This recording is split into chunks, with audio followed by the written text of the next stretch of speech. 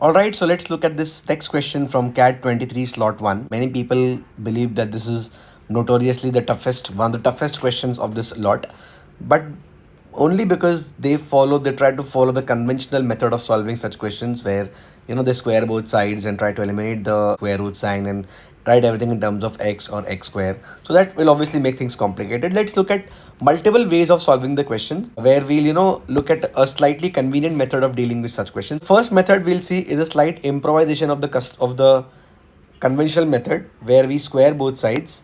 We won't be solving the entire thing. We'll just look at observation based inferences after some time. So we square both sides and we are going to get root of 5x plus 9 the whole square, which is technically 5x plus 9. Root of 5x minus 9 ka square is 5x minus 9.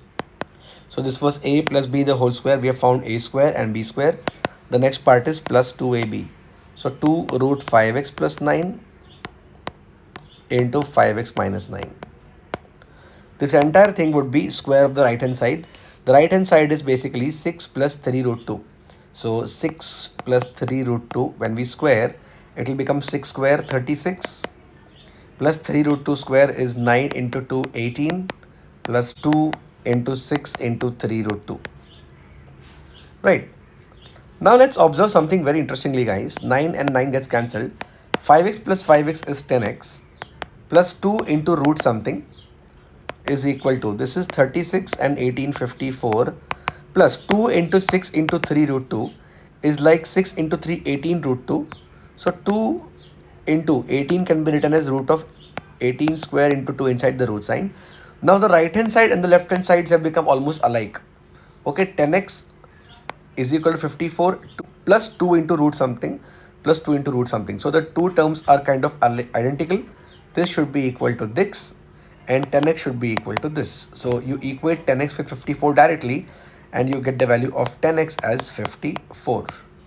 And this you plug it into the given expression. We need to find the value of root of 10x plus 9. So put the value of 10x as 54. We actually want the value root of 54 plus 9, which is root of 63. Okay, root of 9 into 7, root of 9 is 3. Your answer is 3 root 7 and that is the D option. Okay, so that's another very quick way in which you can use the conventional method. You can start with it, but at a particular point, you can directly utilize the given data. You can directly observe it and say that 10x would be equal to 54. That will make things easier. So the right hand side is basically 3 into 2 plus root 2. That's 3 into 2 plus 1.4. So root 2 I have approximated to 1.4. That will basically make it 3 into 3.4 and 3 into 3.4 is 10.2 approximately. Now we have to plug in the value of x on the left hand side and see which of the values of x gives you a 10.2 on the left hand side also. Obviously we can't take x as 0 or 1 because in that case root of 5x minus 9 would become negative. Okay, so for getting real values it is imperative that x cannot be 0 or 1. If you take x is equal to 2 for that matter, root of 5x plus 9 will be root of 5 2s are 10 plus 9 19 and root of 5 into 2 minus 9 is root of 1. Root 19 plus root 1, root 19 would obviously lie between 4 and 5 plus root 1 is 1. This number would lie between 5 to 6. Obviously you can't take x as 2. If you take x as 3, something similar we are going to do. Root of 5 3s are 15 plus 9 is 24 plus root of 5 3s are 15 minus 9 6. Root 24 is roughly close to 5 and root 6 is pretty much close to 2.4. That is 7.4, but we need a 10.2. So x obviously is not equal to 3 as well.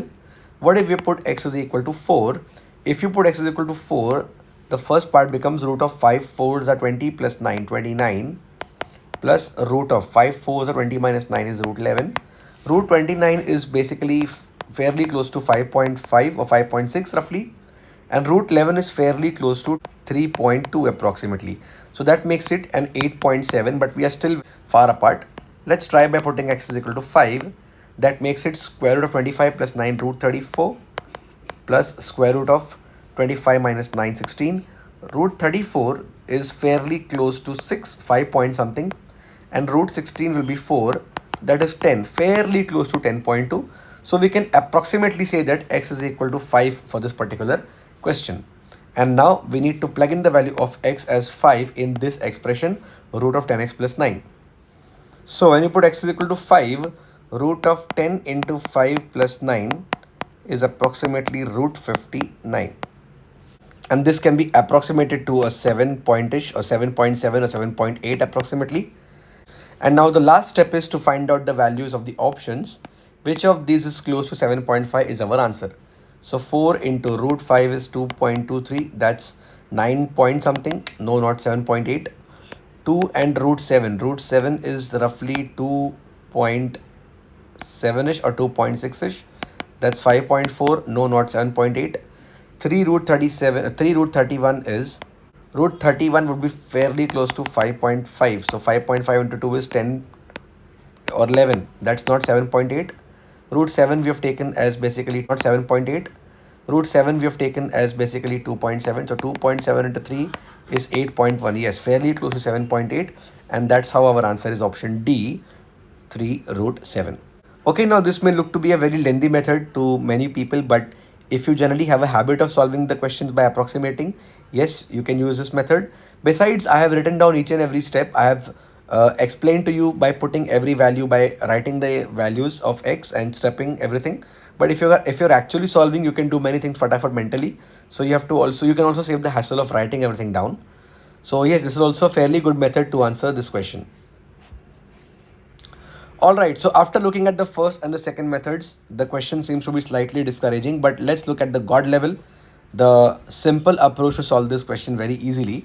What we have to observe is the left hand side would be square root of 5x plus 9 plus square root of 5x minus 9 is equal to 3 into 2. This is 3 into 2, 6 plus 3 into root 2 is 3 root 2.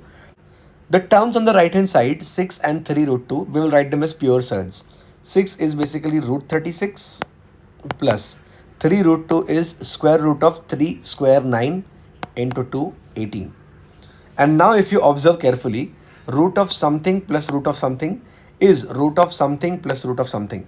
We can now directly compare. 5x plus 9 would be greater than 5x minus 9. So obviously 5x plus 9 is equal to 36 and 5x minus 9 would be equal to 18. The next step is we add the two equations and that's it. Plus 9 minus 9 gone. 5x plus 5x is 10x, which is 36 and 18, 54. If 10x is 54, we plug it in here, the given expression. The given expression becomes square root of 10x plus 9. That's square root of 54 plus 9. Once again, we get square root of 63. That's 9 into 7 or 3 root 7. That is your D option. The best method to solve this question. Now you may argue that it is this particular case where the method works, but that's exactly what the question setter is wanting you to understand, to observe. And that's how we solve this question very quickly. The answer is option D, 3 root 7.